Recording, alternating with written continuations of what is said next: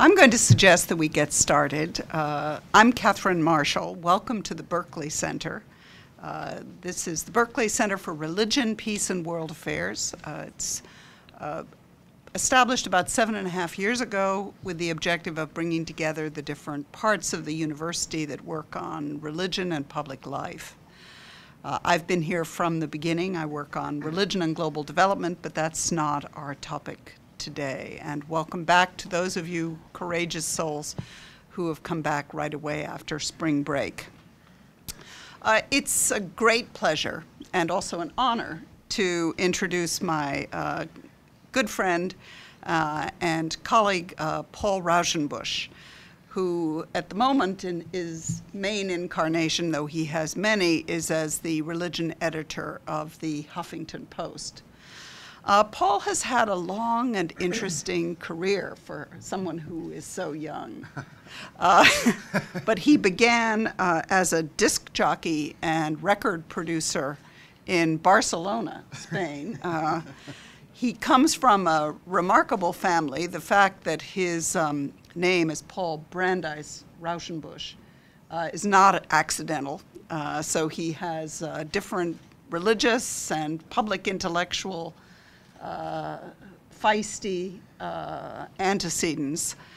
He is a Baptist minister, so he has a very strong ministerial vocation. I met him.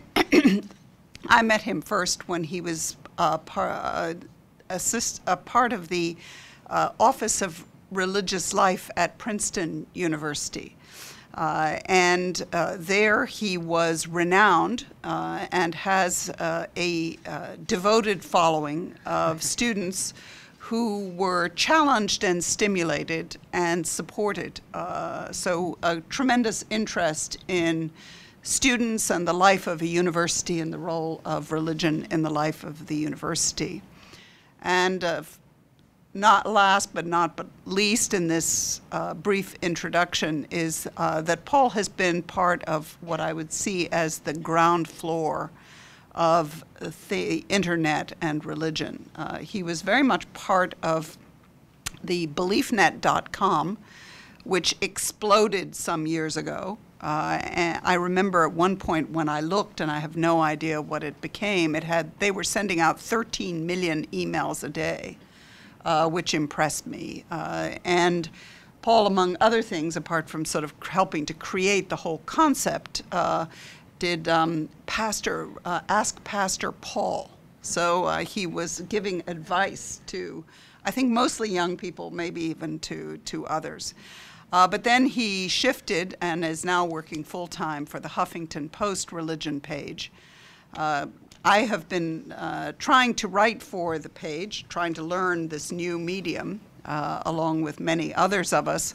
But I remember one of Paul's earliest admonitions, which is that we don't have days and we don't have weeks or months in the world of online. Every minute something is happening. And this is a site which is incredibly diverse, dynamic, creative, with something happening at every minute, and the person who makes it all happen is sitting to my right. So Paul, welcome. Well, thank you very much. It's a pleasure to be with my good friend Catherine Marshall and to be at the Berkley Center, which many of you know, but it really is kind of the foremost place for doing religion, peace, international relations. I started something very small at Princeton called the Program on Religion, Diplomacy, and International Relations, and really, you know, we were kind of a shadow. If we had more money, we would have done what Berkley Center is doing. So it's great to be here, and it's great to be a part of this. This conversation. I will say also, it's good to be at this conversation at Georgetown. And with its Catholic and Jesuit commitments. And I just wanted to let you know that this morning I had some breaking news about a new website that I know you're all going to sign up for, which is called Pope Alarm. And their tag is, when the smoke goes up, you know what's going down. So you may want to sign up for Pope Alarm. But actually, I want to get into that a little bit later, and I'm looking forward to the conversation especially. But I think the way that we have seen the resignation and the run-up to the conclave and even the reporting on the conclave is much different now with the Twitter and Facebook revolution that's happened than we would have seen 8 years ago. So I want to just start with a basic question. Who here thinks that religion has had a positive effect on, the internet has had a positive effect on religion? And who would say it has had a negative effect on religion? It's okay. Be brave. I think all of us. I mean, who here would agree with me that it maybe has had both?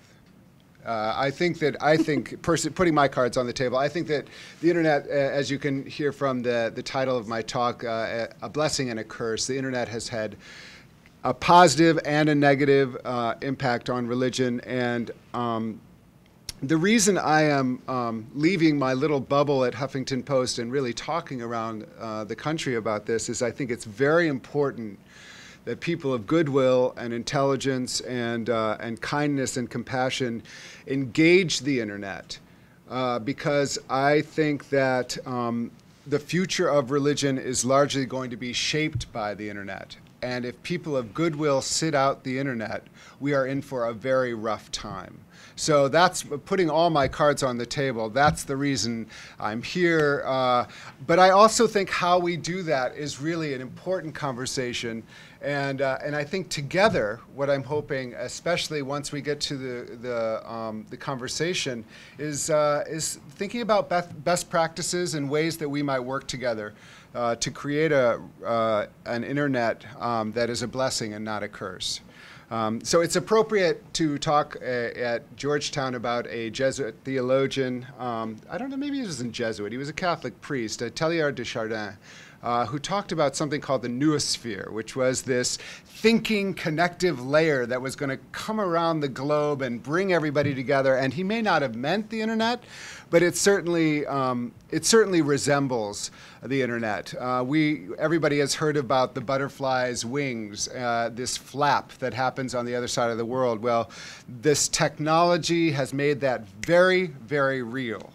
And it can bring immediately wonderful messages of salvation, of compassion, of solidarity. We can learn about, an Arab Spring. We can find out about a genocide and stop it.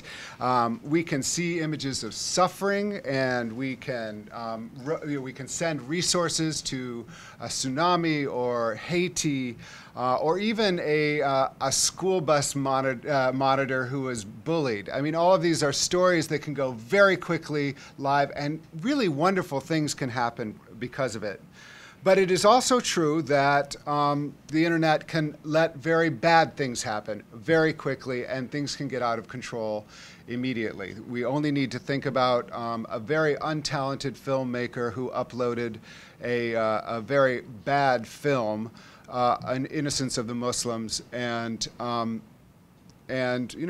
people's lives were lost. We can think of a Florida pastor who burned a Quran, uploaded it to the video. By the way, there was no media outlet that carried this. He didn't need media outlet. He had the internet.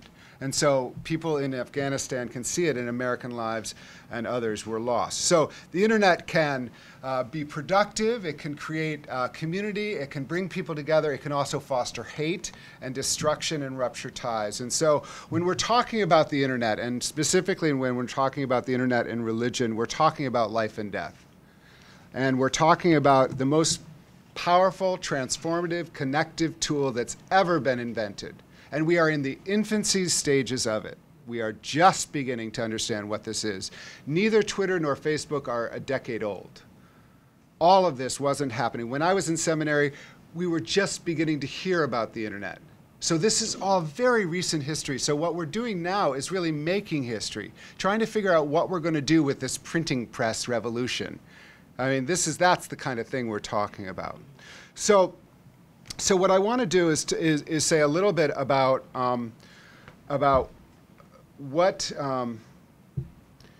about statistics, just to give you a little background about where we are. There's not a lot out there. It hasn't been exhaustively covered, but what I will say is that in the year 2000, 21% of internet users said they went online to look for religion. In 2001, it had risen to 25%. In 2004, it was up to 64%. I'm just curious, in this room, how many of you view the internet as something that is useful in your spiritual life? And how many not so much? Yeah, this is actually a very kind of together crowd, because I ask this question a lot around the country, and people are very reluctant to say yes. But then I ask, how many of you have ever looked up a prayer, have ever looked up a scripture passage, have ever looked up a reflection or a biography of a religious figure you admire? And almost everyone puts up their hand. So in some ways, it's about the way we phrase the question, how positive we view the internet as far as spirituality. We have, I'm just going to give you a few more statistics. In 2011, 79% of American active in religious groups say they are internet users. 93% of online community members say the internet helps them stay informed about social causes. Almost all religious congregations now have either their own website or are using Facebook. And this is all very, very new. I mean, and this is not just an American phenomenon, I should say, that in Tunisia, Egypt, and Libya, 63% said that they use the internet or social network sites to talk about religion. Interestingly, though, in Lebanon, it went down to 8%. Which means to me that there is a certain kind of risk factor, perhaps, in a religiously divided country, explicitly religiously divided country like Lebanon. So, but that's my take on that statistic. So we have a sense of the blessing and the curse, and what I want to do is talk about 4 areas. Quite quickly.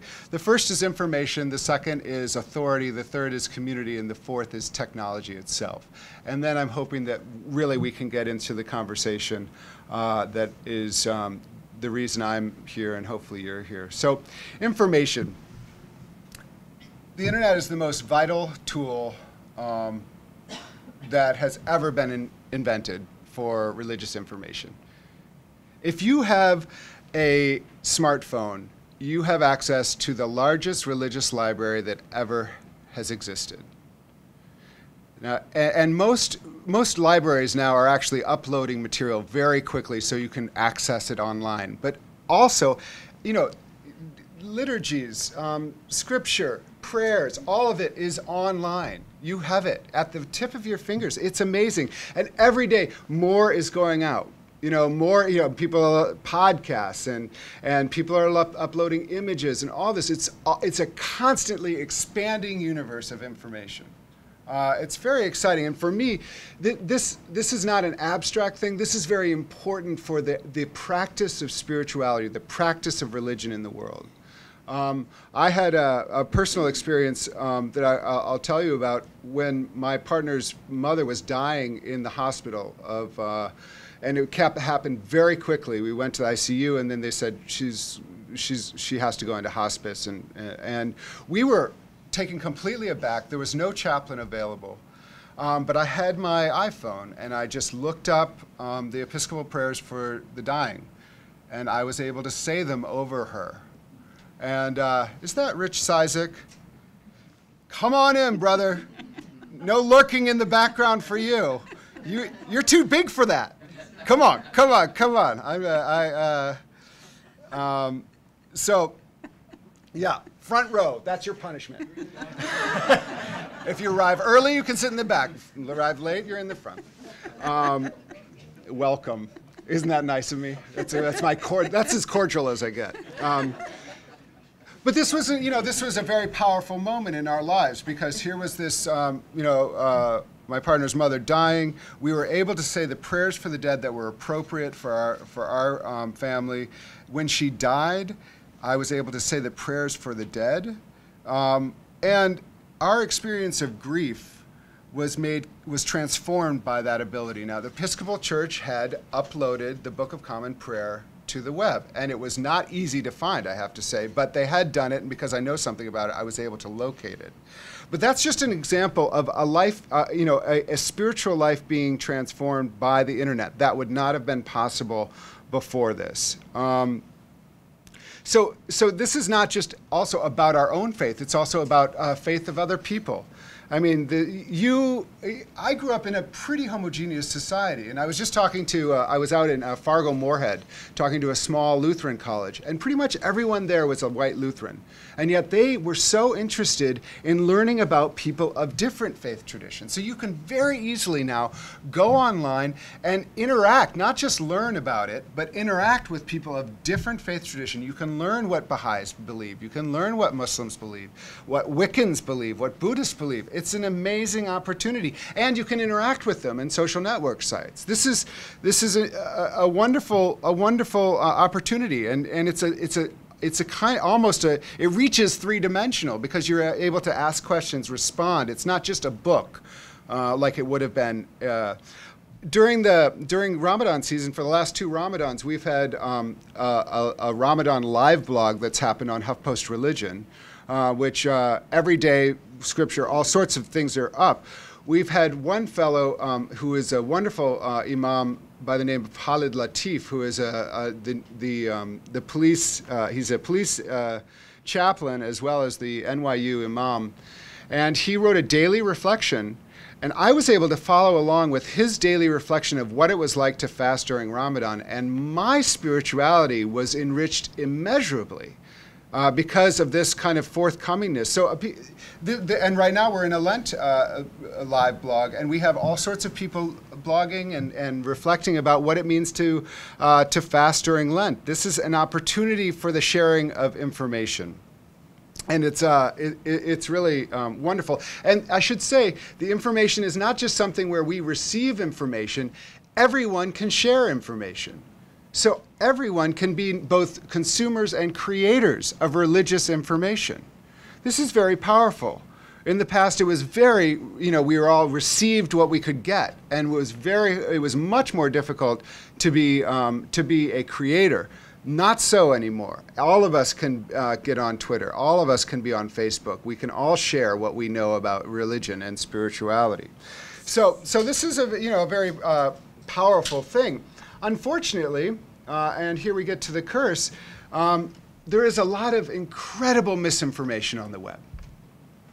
And it's either put there by, how do I put this, stupid people or willfully malicious people who are intentionally trying to undermine the faith of others or denigrate faith of others. For me, because I know more about Christianity and Judaism, when I go onto a site that deals with Islam or Hinduism or Buddhism, I really have to dig around and figure out who's behind this site. I need to make sure that I know what the motives are, who they represent, because anyone can make a slick website. You can't go on a website, oh, that looks like a nice website, I trust that. No, that's someone in their basement. Anybody can do that. So you have to know who's behind it. The problem also is made more complicated by the new shamans of our lives, which is Google and Yahoo.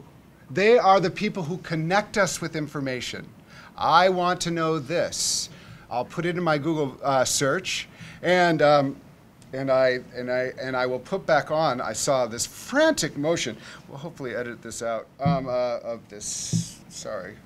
Gesturing too much. Let me know if that's okay.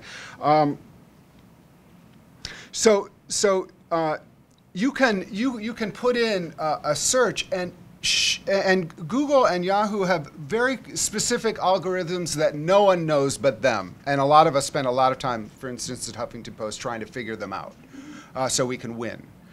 So we can win the search. But for instance, right now, if you put in Jew into Google, you get at least one Aryan Nation site on the first page. So that means that that those people who know what they're doing, they're trying to win. You don't win by accident. You win by trying to win. They won by gaming Google to get their site up there. So they're trying to willfully mislead people, and that's, you know, and there are many examples of that. So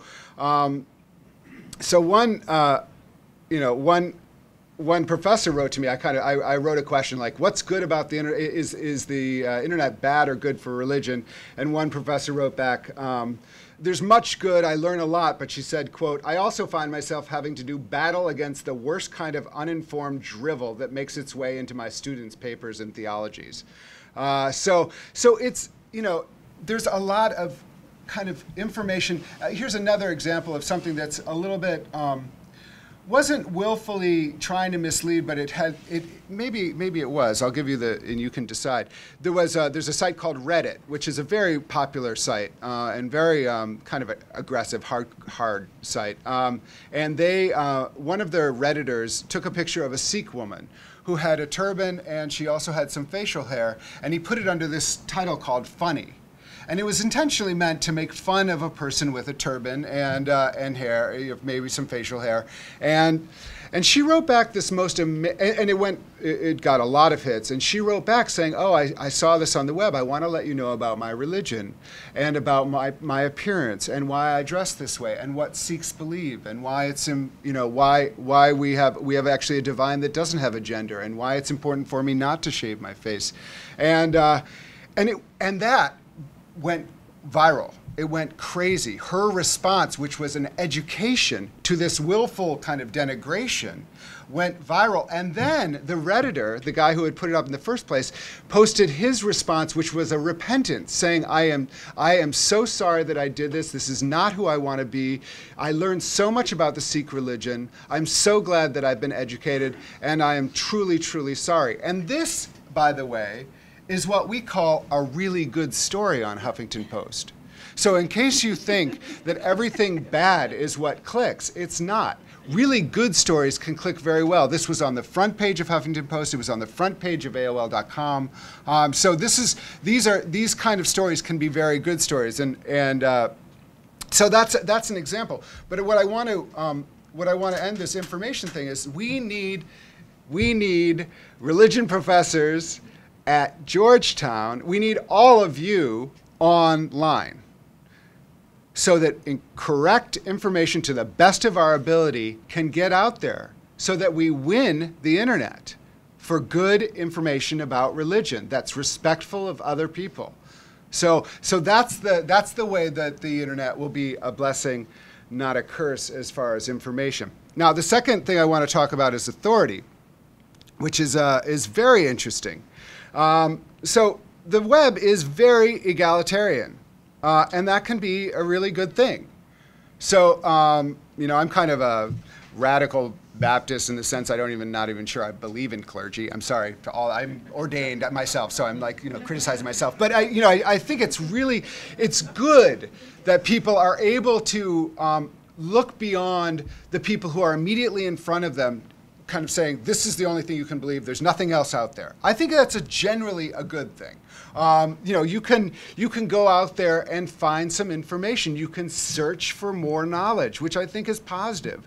You know, our religion reporter, Jawed Kaleem, did an interesting piece about more progressive mosques that have women leading and gay and lesbian participation.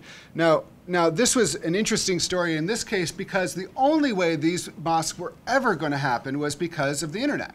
They found themselves on the internet. They began to organize themselves on the internet, and now they have offline mosques. But this never would have happened if they were before the internet.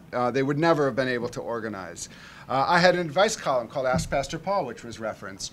A lot of times that was people writing me questions that they didn't feel comfortable asking the religious leaders they had. And I always felt like I had thousands of people writing me questions. It was very kind of, which disturbed me in a way, because it meant like the kind of questions which were thorny and difficult were too difficult to ask their youth leader. They raised too many questions, which is the great thing about the internet is you can really raise a lot of questions, and a lot of religious groups are very threatened by the internet. And the challenge to authority. 30,000 Orthodox Jews rallied at Shea Stadium, just a sea of black robes, against the internet and the evil devices. Yeshivas have jamming devices. Now, what's interesting about that rally is that I found a ticket. I didn't go, but there were tickets available on eBay. So this is, it's very complicated. The threat of religion in the internet age is not, and we think of the Arab Spring around this, but this is also very, very difficult for religion. I mean, you can just as easily find the Gnostic Gospels as the canonical Gospels. It's the same amount of clicks. So you really have to, so what's interesting now is figuring out who is an authority. I said we are all able to create information on the web. That leads people to just say, "Oh, great! I'm a theologian. And there's the theologians who just will, if you're active and you're convincing and you write well and you know how to SEO, search engine optimize your stuff, you can get it out there." There was a big thing. It's not so big anymore, but there was something called Second Life, where it was kind of a virtual reality, and there was a priest who celebrated Mass on Second Life. The problem was, this was someone who said, "I'm a Catholic priest and we're celebrating Mass," but it wasn't a Catholic priest, and it wasn't a Mass. Made more complicated by the Anglicans or the Episcopalians actually trying to create a real presence on Second Life. And they actually were Anglican priests trying to do some sort of Mass on Second Life. So how do you know? This is a very difficult thing for religious leaders. And so what's interesting to see is how traditional brick and mortar churches and synagogues and religious leaders have gotten into the internet game, starting with the Pope. I mean, the Pope in the last 2 years has been very interested in making sure that the Catholic Church got more into social media and into the internet. He wrote in 2010. He said, "Our priests are called to respond pastorally by putting the media ever more effective." By the media, he means the internet, more effectively at the service of the word. So what was interesting last Lent, not this most recent, not now, but last Lent. The Pope got a Twitter handle, and it was such a bad Twitter handle that Jon Stewart made fun of it. It was called "Pope to You Vatican," which is a horrible, but then recently, of course, the Pope, with a lot of fanfare, got rebooted and had Pontifex, which immediately got him over 1 million users. It's unclear followers. It's unclear exactly what's going to happen to that Twitter handle. But whatever happens, what is clear is that the next leader of the Catholic world is going to be online in a heavy way. That's clear. They want a communicator, and by a communicator, they mean they're going to be online. It's very important to mention. So this is, as I said, there's something liberating about this sort of anarchic web, but there's also something very dangerous about it. So people with no credentials can easily rise and be very influential on the web, and they can just put out a lot of stupid stuff and be very blunt and dumb, but they can also be potentially dangerous. There's a Christian website that recruits people called Martyrs for the Lord. And it's like, are you willing to die for Jesus? And they get people to come by, and they have very staunch rhetoric, especially against other Christian churches. the same internet that allowed these progressive, gay-friendly Muslims to meet can also be a recruiting tool for radicalized Muslims who kind of prey on the alienation that people can find on the web, and can lead people into potentially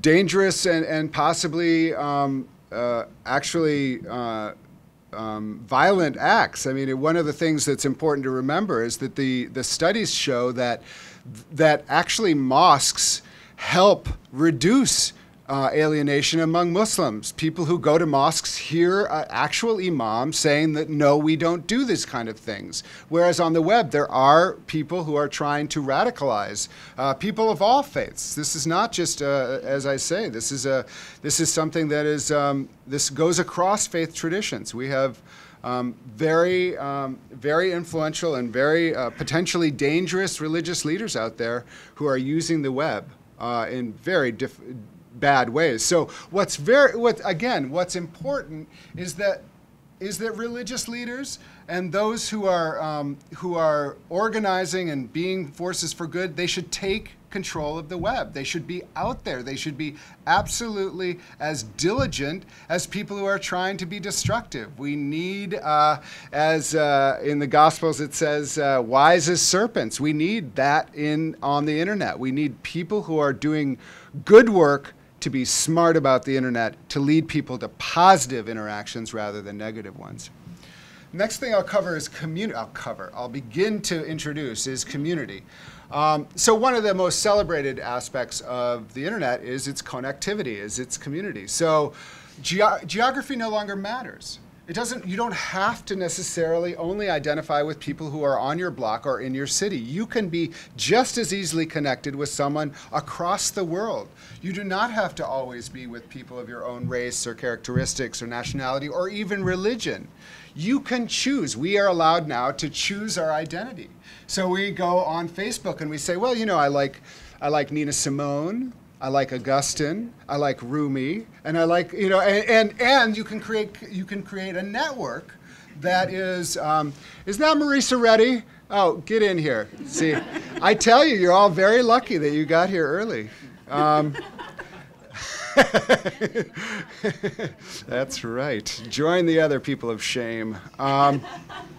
So we can cultivate a community, and we can find other people who share our community, and it's a very powerful, very liberating thing. This is a spiritual act to be able to say, this is who I am. I'm going to connect to people, and I can connect to people from in my own community, but I can also connect to people from far away.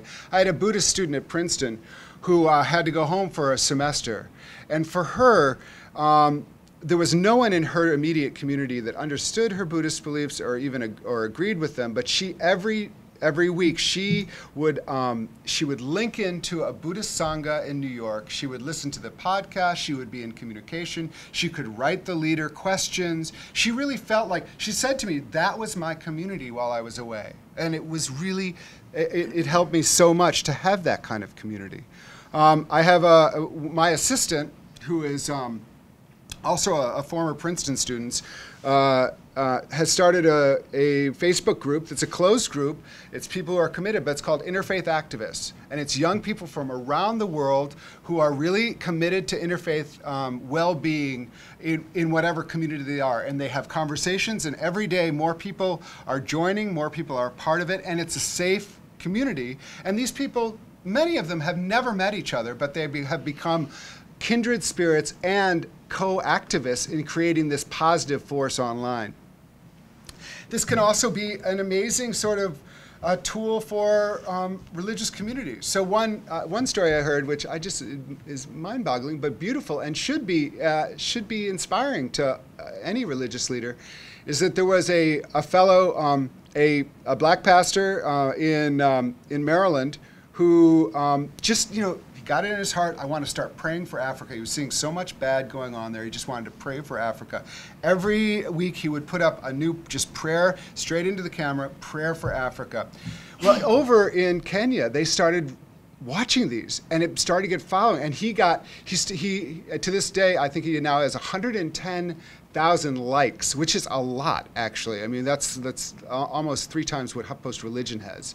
So people are, all these Africans, and then they got together and said, you know what, let's pay for him to come over here so he can pray for us in person. Now this is someone who had no connection to Africa, but through the internet became this prayerful force in their lives. Another example is Otis Moss, who's the minister at Trinity UCC in Chicago, and he has now hired a full-time online pastor who deals with people around the world who tune in on Sunday morning, but also throughout the week, and they are dedicated to that church, and they show up even when it's a snow day, and they give.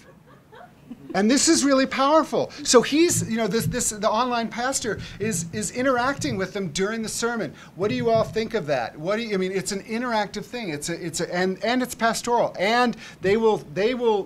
You can be in Afghanistan because a lot of his service members are, and they can send in a prayer in real time that will then be prayed in the Sunday service. So this is amazing community opportunity. It's really, it's powerful. It's powerful. I was giving a similar talk at Chautauqua Institute in northern New York, and one guy at the end was just like, I am a single pastor with 2 young kids, and I am already so overextended, and my congregation wants me to start tweeting. He was like, help, say I don't have to. And I said, you know, first of all, let's just really put this into context. What they are saying is they want you in their lives more. They want to be connected with you throughout the week. They want that inspiration throughout the week. And it doesn't have to be, you don't have to think about it too much. Just pray for them. Now let's think about the most retweeted people on the web. The most are religious leaders. Joyce Myers, Joel Osteen, Rick Warren. Yes, they tweet out like not that great stuff. I mean, sometimes it's fine, but it's like a scripture passage or a kind of a you can do it kind of thing. People love that because they want that in their lives. And I think to sit this out is not only to be kind of strategically silly, but also it's disregarding a pastoral opportunity. So, and again, this is probably the only talk I would ever kind of turn towards the Pope as my primary, inspiration. But Pope Benedict has been incredibly interesting on this, and he recently said there is no difference between the virtual and the real. People are living their lives on Facebook, and the church has to be there too. So I think that's very, very interesting. Now, at the same time, you know, these are all kind of the blessings. The curse is that ultimately we go online alone. And so it is very easy online to unfriend and unfollow. It is easy to break covenant and just disappear.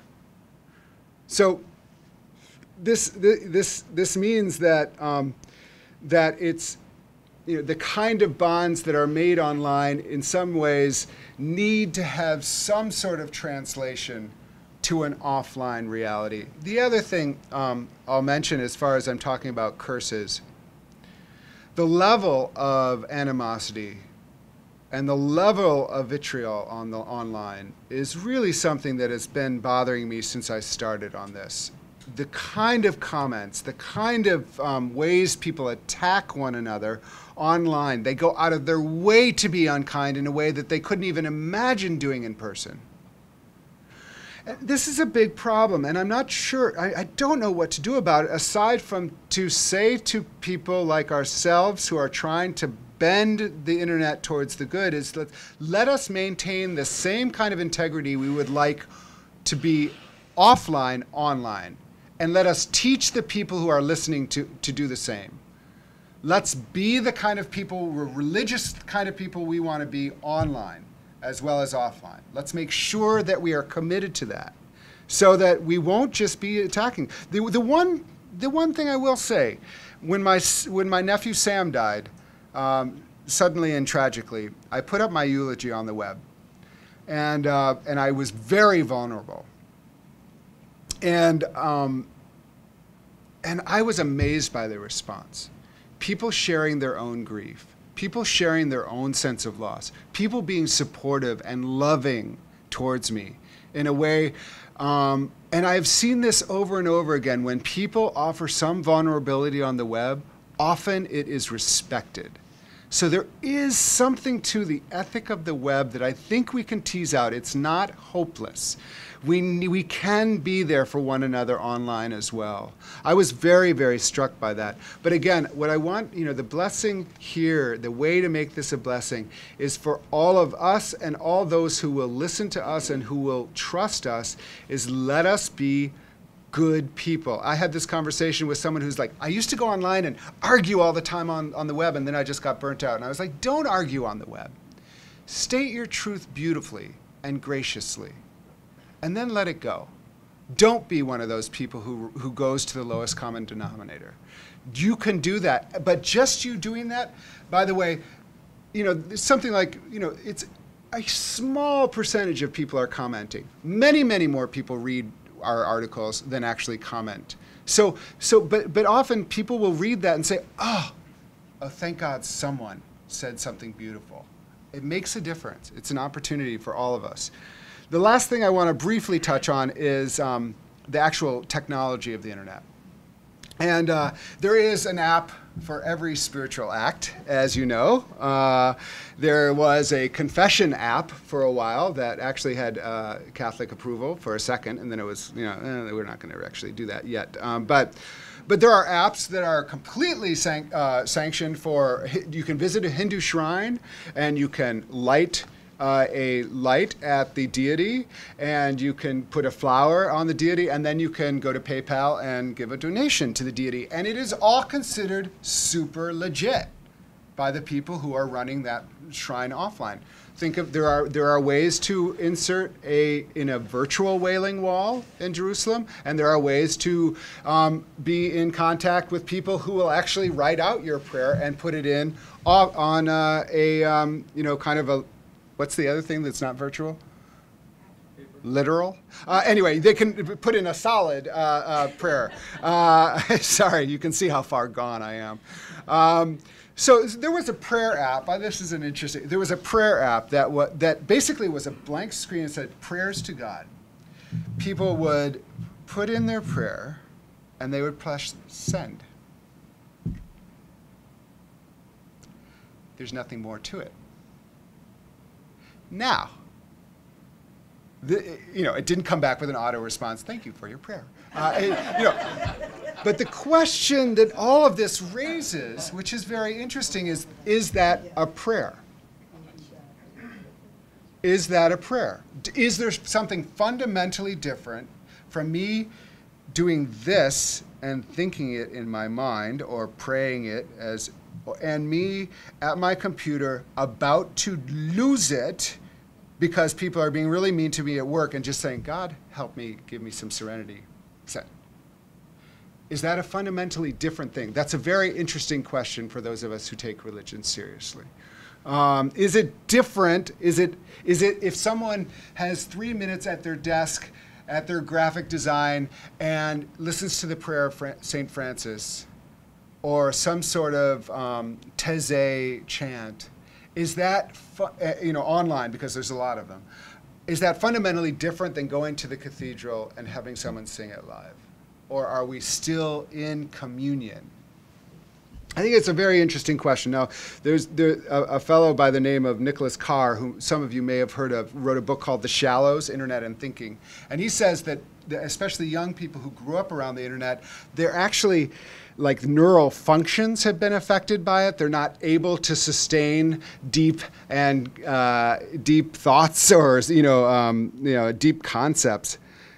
I have to say, I was at Princeton for 8 years, and I've been around a lot of young people, and one of them, Alana, is in this room, and that was not my experience. It was just the opposite. As a matter of fact, I've been very impressed. So I can't say, but it is a question, like, are we so bombarded by all of this on the internet that it's very hard to sit still? And I think one of the things that Ariana Huffington, who's the founder of Huffington Post, is very big on is like retreating, unplugging. And I think that's a very important part of spiritual practice, including the internet, is to not include the internet sometimes. The rabbis have tweeted out the entire Exodus story. And one rabbi on Rosh Hashanah said, okay, everybody get out your thing. I want you to tweet out a message of the new year. And then on the other side, a fellow by the name of Rabbi Hartman wrote a piece called Judaism is Not a Twitterable Religion. And he said, the content is not Twitterable. The journey of a meaningful Jewish life needs a wide bandwidth. It requires knowledge, time, and commitment. If we want Judaism to have a great future and not merely a great past, we have to set our sights higher and deeper. Now, of course, I saw that piece because he tweeted it out, or someone tweeted it out. So this is the kind of the tension that we are experiencing. Just to close, I think online or offline, we are in a moment of great transition. We all need to be part of making sure that our own personal beliefs and the religious beliefs that are in the public square are productive and positive and lead us towards a more beautiful and peaceful future rather than a more destructive one, that lead us away from the internet being a curse and towards the blessing. And now I'd love to hear a conversation about what you have thought and some of your own experiences, but thank you very much.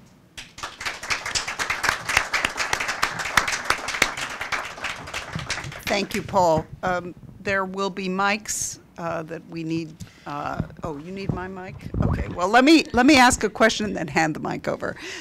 We're hearing a lot of prognoses that this is really just the beginning of the extraordinary revolution that we're living with technology. What do you find the best sources of, I don't know, crystal ball gazing or analysis of where we're going with this? Is there a source of wisdom that you're seeing?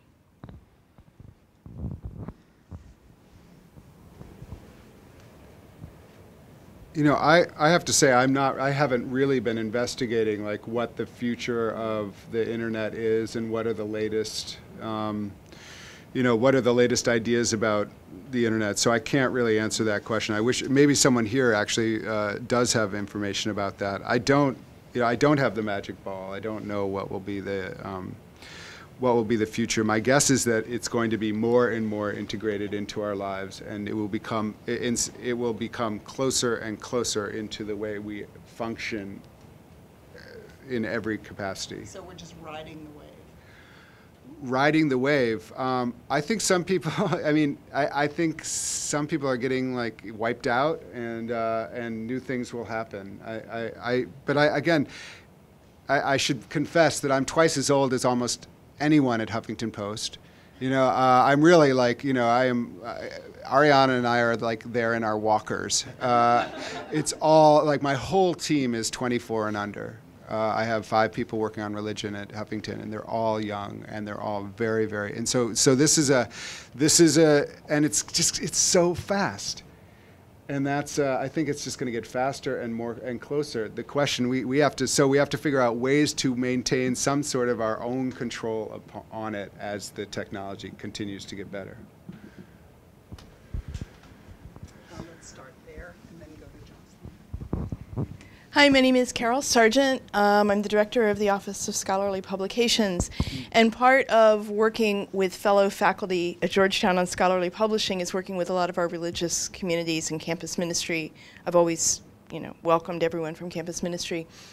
And this is a question, I'm going to start it with an example from women, and then I'm going to finish it with an example with men. And it's people in religious life, specifically some of the contemplative communities. I'm helping the Sisters of the Monastery of the Visitation with their blog. And they see this as an essential part of their future, because as fewer and fewer women become nuns, especially cloistered nuns in a monastery, meeting women around the world who might be interested in their community is very important. But to a woman, it is antithetical to them as part of their charism to be online and to be naming themselves. And so they know they need to blog, and I'm helping them with it. But it's uncomfortable. It's really, it runs against the tide. The other example is from men. I work with a lot of our Jesuits. I work with a lot of people of all different faiths, but these are two Catholic examples. And Jesuits, although they're known for being more in the world, and they're known for being more global, there's also part of their charism that says, you're not supposed to say, look at me. You know, here am I, look at me, focus on me by my name. Some will, some are okay with it. Others just really aren't. And so when they have a new book out, Father Paul McCarran has a new book from Sheet and Ward, A Simple Guide to the Gospels. How do you counter the natural, and I think very spiritual, very honest impulse not to point at yourself, to say, here's this book, here's this project.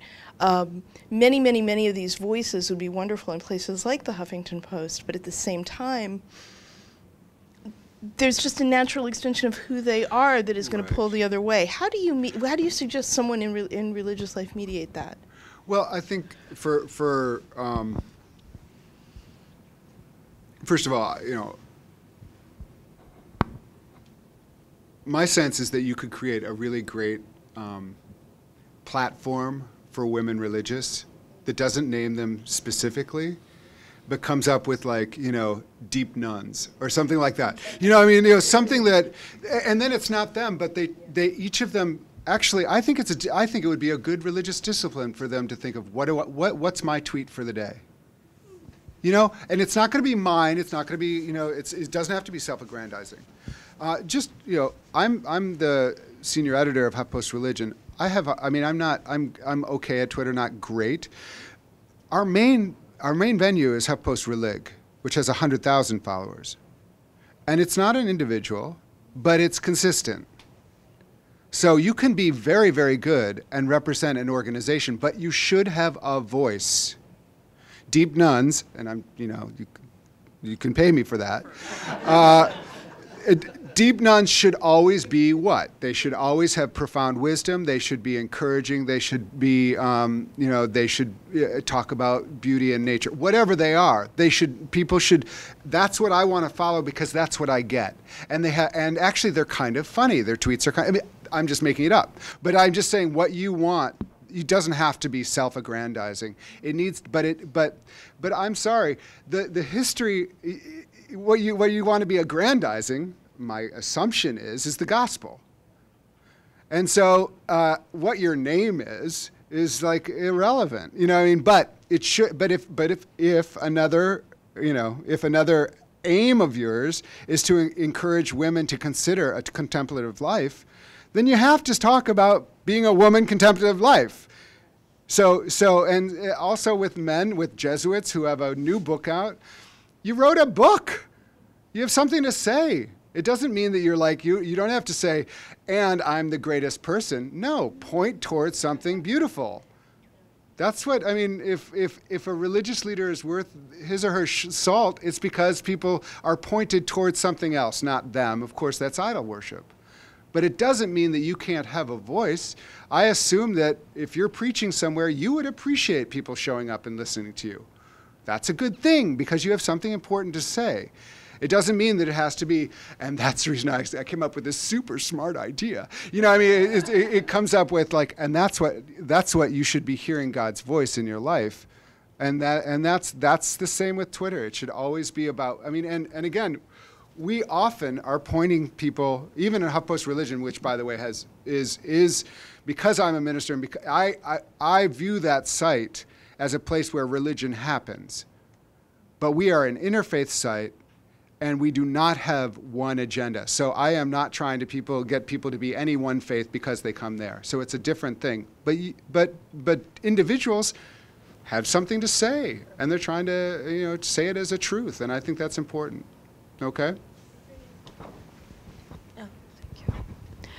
Hi, I'm Jocelyne Cesari. I'm a researcher, a research fellow here at the Berkley Center working on Islam and world politics.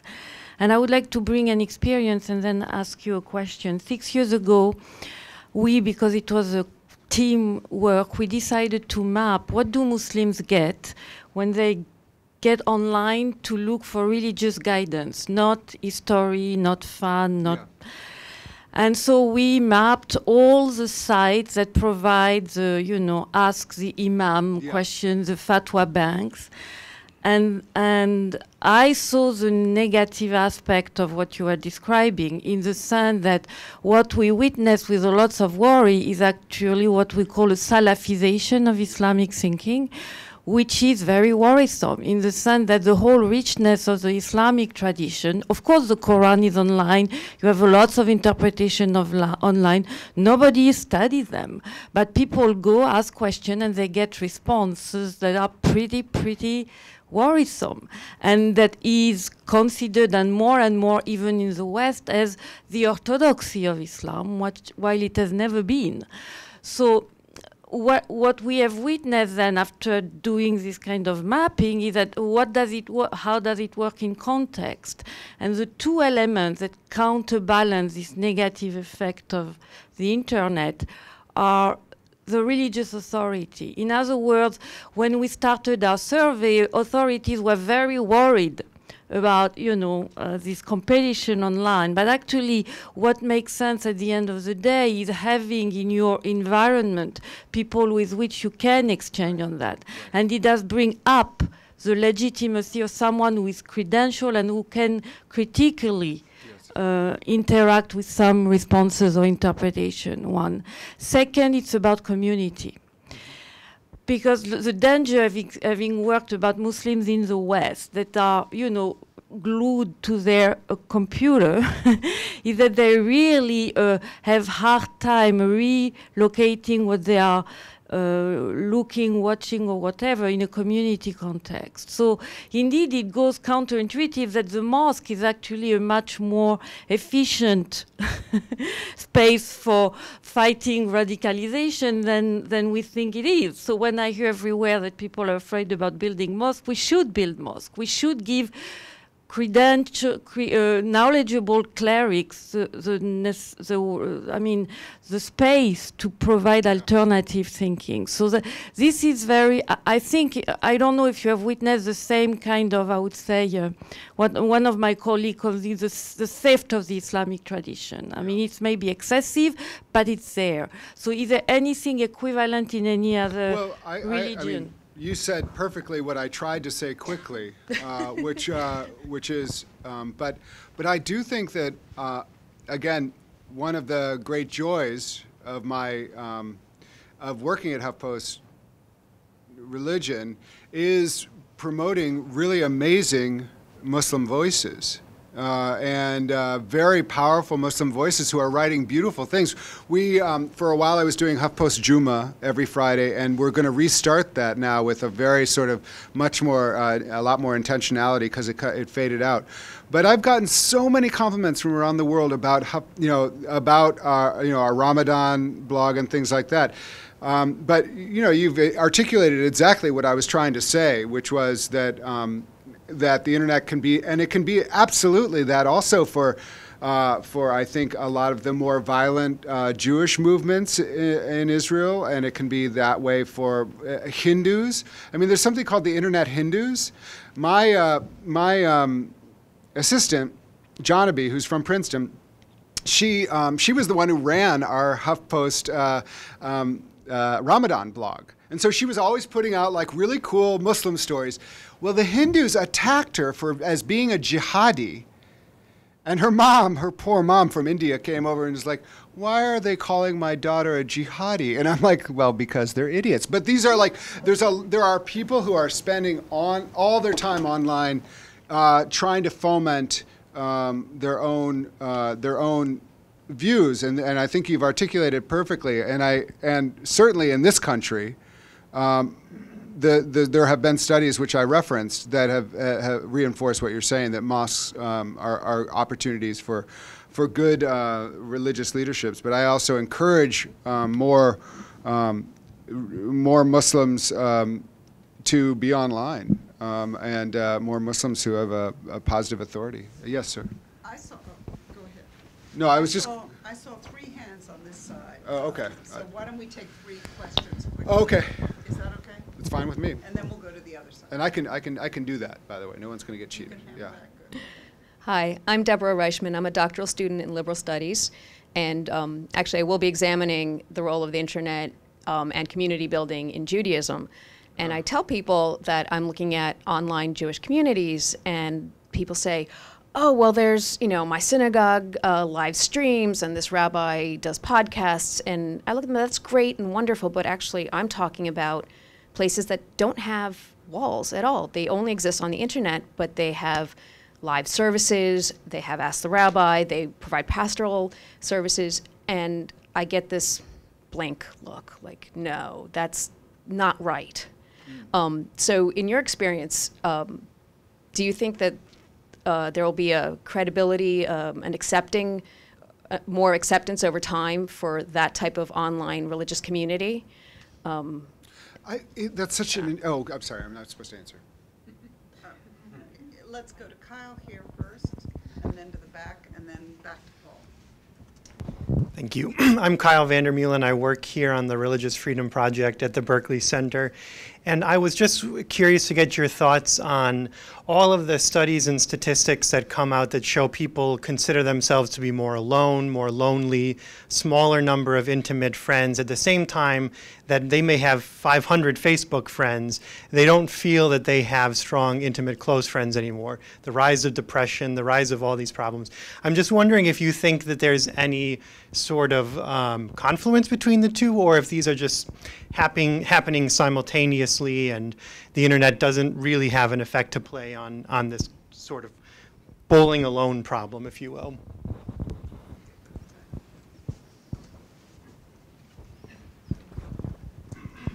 My name is Amjad Chaudhry. I'm from Ahmadiyya Muslim community.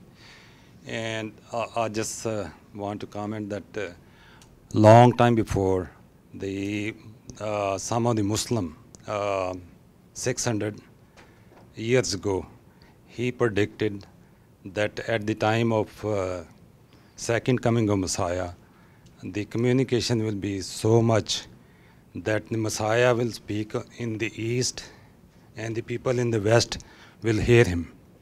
And then he said, the people on the west will communicate to Messiah or other people in the east also. So this is the prophecy that has been there for 600 years.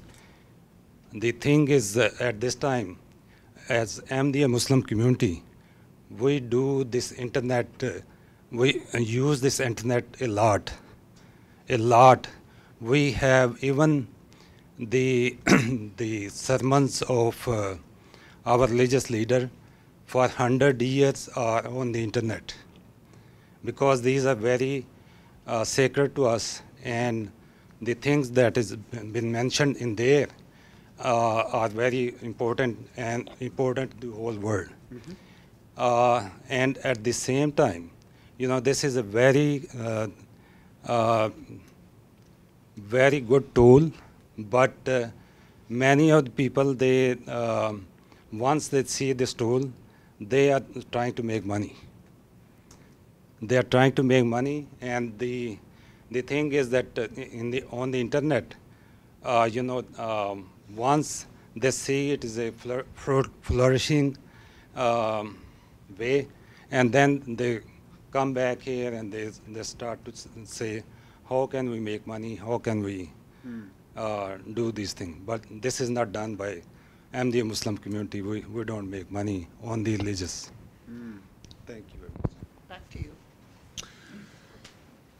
So interesting, and I think that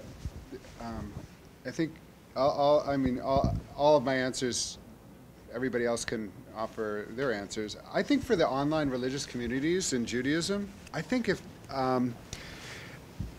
the first super respected rabbi who takes it on, I think it's going to be like, who's behind it? Like I think if you got a very well-respected rabbi who decided we're going to have an online Shabbat service, and people started feeling like there was real wisdom happening there. I don't know. I think that might be like one way that legitimacy happens. The question, I think, for many religious people in general is like, can you have real community if you've never embraced? I think that's something about the body. I don't know if that's so big in Judaism. It's certainly big in Christianity. Do you see it as a generational gap as well? Well, maybe. I don't know. I think it's also tradition. For instance, for Orthodox, I'm not sure. I think it depends on who your family is. If your family is one thing, but I really think it's going to be, if you're talking about widespread exception, my guess, I would be surprised if the Reformed denomination, I know they don't like that word, Reform movement, didn't have sanctioned online communities within the next 10 years. I would be surprised if they didn't at least try that. If it's happening outside of sanctioned grounds, and the Reform community is all about how can we reach the people who aren't interested in attending, I think that there will be legitimization among some traditions. I don't think you can ever expect it among all. But I also think that it will take someone who has a lot of cred outside that. It's not like, me saying, oh, I'm a Jew now, I'm going to lead a Jewish. I think or a recent rabbinical, they'll always be suspect. But if someone who really has some cred, who has some intellectual chops, is doing it, I think that might make a difference. Just my thought. Bowling alone. I don't know if it's just the web. I think if Georgetown is anything like Princeton, which is anything like every other major university, you have about 40% of the students having some sort of depression. It's also about the kind of world we live in, which is incredibly pressure-filled, responsibilities, fractured. I think that, there's a woman named Heidi Campbell who does a lot of work on the internet and religion, a more academic bent, and she's saying that actually the internet is not affecting so much religion as it is reflecting things that were happening already and exacerbating them around community, around authority, around information. All of that was kind of being delinked anyway. But I have to say, as a pastor, I think it's a shame if someone lives their whole life online. I think it bothers me that my nieces and nephews are so attached to their texts. So I can say, I'm a big rah-rah, but I'm like, oh, please go do a day-long meditation without any internet. I'm also, I'm one of those people who absolutely turns off my internet when I go to church on Sunday. There are some people who are tweeting out everything that are happening. I'm not interested. So I have my own, for sure, limits. I'm just saying, I'm not sure that you can just say, this is why we have depressed people. This is why we have people who don't feel like they have a lot of friends. I think it's a very difficult world that everything is speeding up and we have a lot of fracturing. And again, I think it is a religious issue, is how we can be more closely actually, committed to one another and love each other better. So it's something to watch. I'm just not willing to place all the blame on the internet. Ahmadi, you said you were Ahmadi Muslim? What I want to say about that is very interesting, is that the internet has been very good for Ahmadi Muslims in the sense that it has given a voice to a tradition that has largely been maligned and been pushed to the side. I have several Ahmadi Muslims who write for me on Huffington Post, who have important things to say, representing their own tradition, but also representing Islam in general. So I think it's an interesting question for. I think what the internet has done is revealed for those of us who didn't know already the deep sectarian divides within Islam. Not just Shia and Sunni, but it goes on and on, Ismaili. So that's, and I think it's given voice to people who formerly were never invited to the table. So if I wanted a Muslim, I would not have invited a Ahmadi Muslim. I would have gone with Sunni probably, because it's the majority. But now you can say, okay, well, there's all these different voices. We can have them all together. Making money on the internet, my goodness, if you can make money on the internet, great. I'm just joking. But, making money on religion is a whole nother question. And that's, again, I don't have anything. I'm making money off religion. I mean, I'm not making a lot, believe me. But HuffPost Religion is a .com. It's a question of what you do with integrity. I mean, it's not like, religion can be not-for-profit, but there can be a lot of people with, who are having a lot of profits. And the question is, how do we do religion with integrity to our own values? And I think that's what, everybody has to make up that decision for themselves. And I can't say that Ahmadi Muslims and those people are any worse than a lot of bloggers who are just trying to make a living using that platform. Yeah. Hi, Paul. Hey, Alana. How are you? Good. Thank you for coming, visiting us. My cousin, he's 9 years old. He needed to write a paper on his Holy Communion before taking communion. And I gave him the computer. I said, this is all you need to start. 2 hours later, I come back. He looks at me with this face of such horror and frustration and says, I've been on Facebook and playing Rainbow Unicorn Attack for 2 hours. And sometimes I just don't know how to use this. And I looked at him and I was like, I don't really either, sometimes at least. And I think that there is you talk about creating a space for positive authorities to come into the internet and speak to generations, not only my own, but much younger to come. But it's getting more difficult to navigate to those positive spaces. And the question for me is always, in the conversation that you're having, how do you also direct to the authorities that you're encouraging to come online to bring people to the places that they are? One way is the way that you talk about, which is through popularity and commercializing and getting those messages out. The other is by, integrating into education of those generations, the way to use this internet, and that religious leaders and teachers are people who are responsible not only for directing your pathway in this world, but the pathway in your virtual world. So I don't know if you have any further thoughts on that. You said it. Yeah. I'll just quickly answer that. Alana, you said it. You made your own bed and you slept in it, and your nephew slept in it. You needed to help him. We need to educate. You needed to say, here are some ways to look for this. Here are some good sites that you should spend the next 2 hours on. Let me tell you how I say, there's a lot of, it's a time suck. The internet is a time suck. So one of the things that religious leaders need to be helping people to think about is, how do I go online to really get what I'm looking for? How can I make that a positive? If you're not talking about that in church or synagogue or mosque, you're missing a lot of where your people are. You need to talk about it. You need to help your nephew. You need to help you to sit down and say, let's put up internet, communion. Let's search for that and see what comes up. Here's a site that's really great, and that's the Vatican site on communion. And here it gives us different ways it's celebrated in all these different countries. And here are some images. You could have done that with him. Instead, you left him to his own devices. And honestly, that's hard work.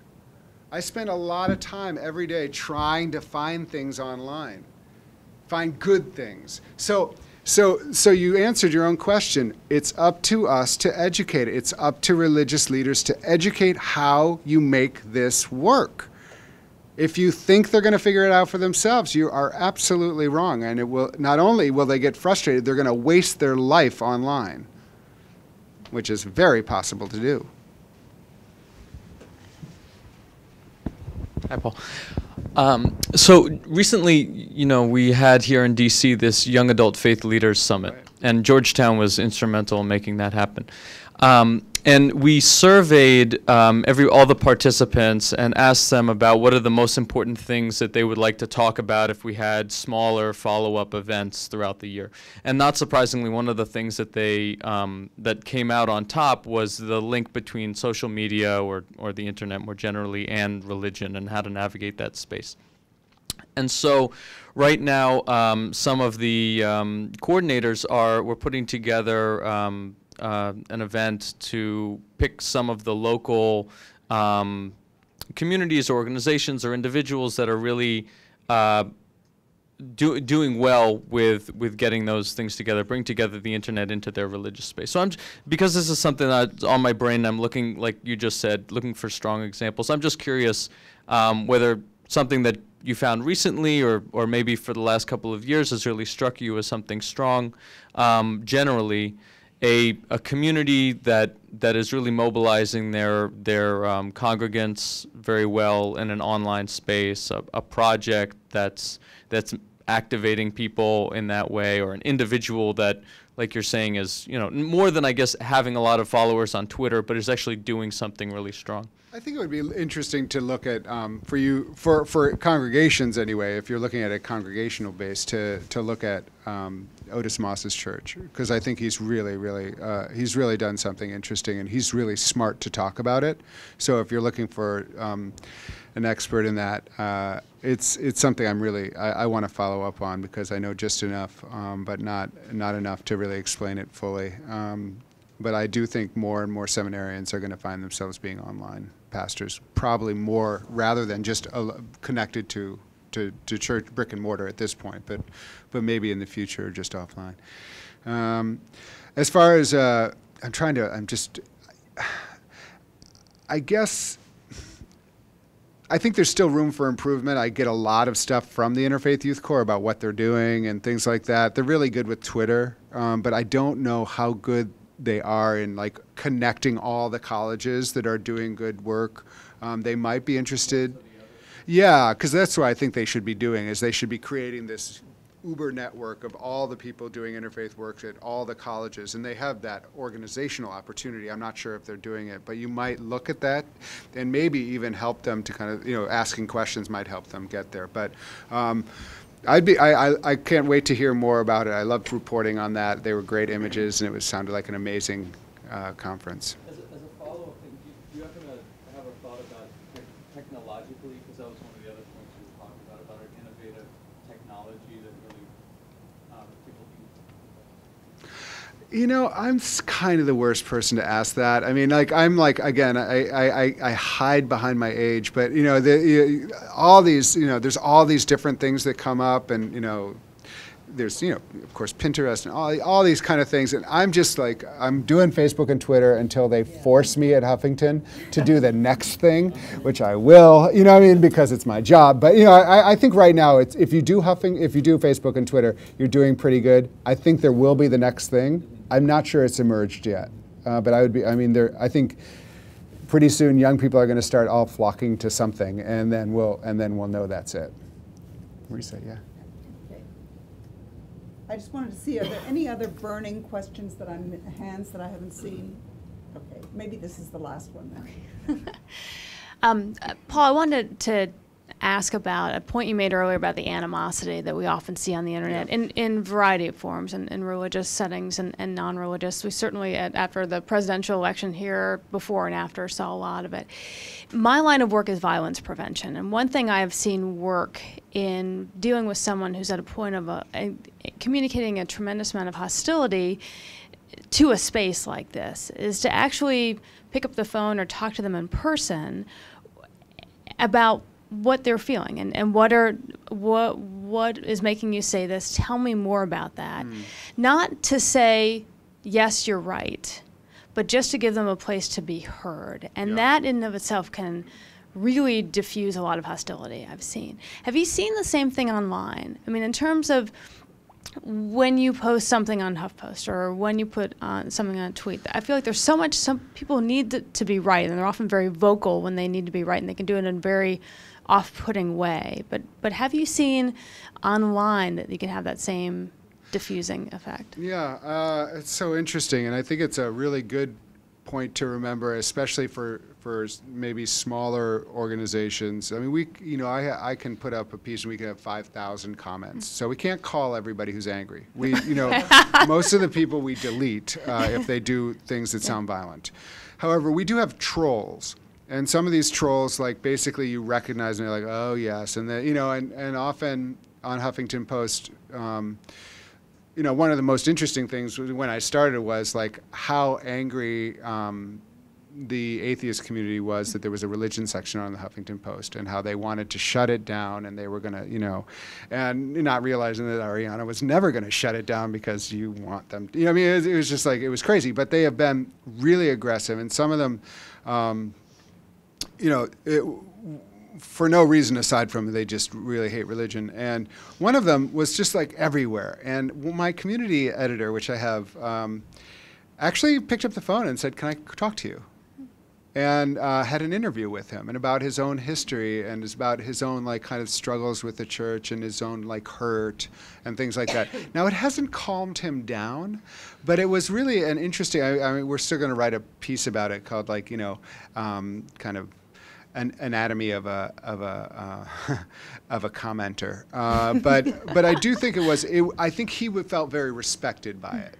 And I do think there is a way to do that even without calling on the phone. I mean, for you, I do think if anybody is honestly, if anybody's really violent, we either we delete, and then we also we've followed up with the FBI and things like that. I mean, because it's like you can't do that on Huffington Post. But even for those who are consistently so angry, you're kind of like, why? Why are you wasting your life here? And so we have reached out to this one, and but honestly, it's so labor intensive, and we have so much going on so quickly that we don't have the opportunity. That said, colleges and religious organizations, it's probably worth it, and especially it's worth it if something feels wrong about it. Yeah. It's probably good to pick up the phone and say, I know that you're not only a screen, that there's a person there, not only because it might offer them an opportunity to be humanized, but also to recognize that I know that you exist, and I'm enough worried about it to name you. So on that cheery note. Thanks, Marisa. On that cheery note, I just want to say what a privilege it's been here, and thank you all for your attention. Well, and thank you so much, Paul, for coming, and I hope you'll come back. I would love to. We need to continue the conversation.